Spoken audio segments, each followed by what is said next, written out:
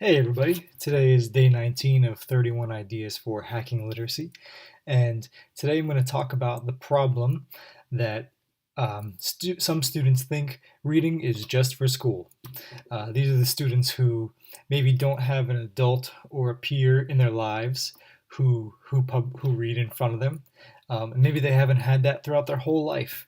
So the the hack here is to show students that the benefits of reading because they haven't seen this example in their life anytime earlier. So we need to be that example and also show them the reasons why they should read.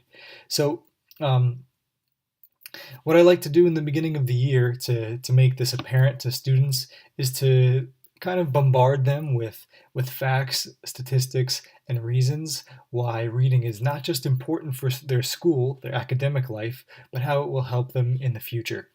And the main source that I like to go to for this information is the Reading at Risk report by the National Endowment for the Arts. Thanks to a couple of my colleagues at Heightstown High School who shared this with me. I think Carrie, Katie, uh, previously Liz, and Casey. I think you all have referred to this report in the past, so thanks. So what I might do is begin class by putting a fact or a statistic up in front of the room. It might say something like, "Did you know that people who read fiction regularly are more likely to engage in volunteer experience?"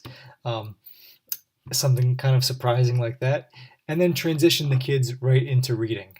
Or some days I might use an activity from Kelly Gallagher's Reading Reasons book.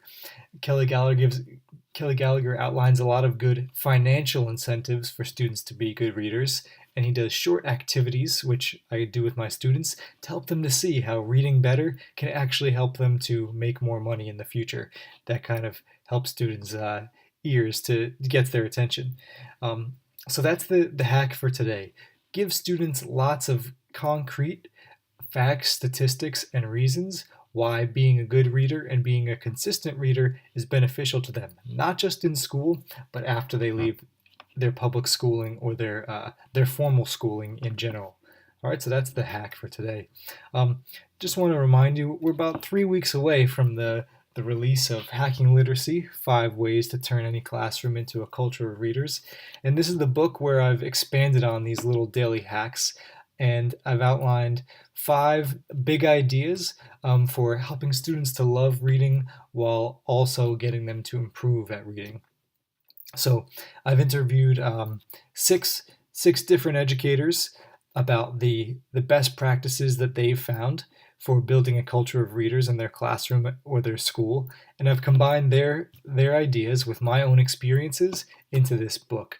So if you want to be some of the first to know when the book is released, sign up for some updates on my website, which I'll put in the link below, and I'll also put links to the resources I talked about today.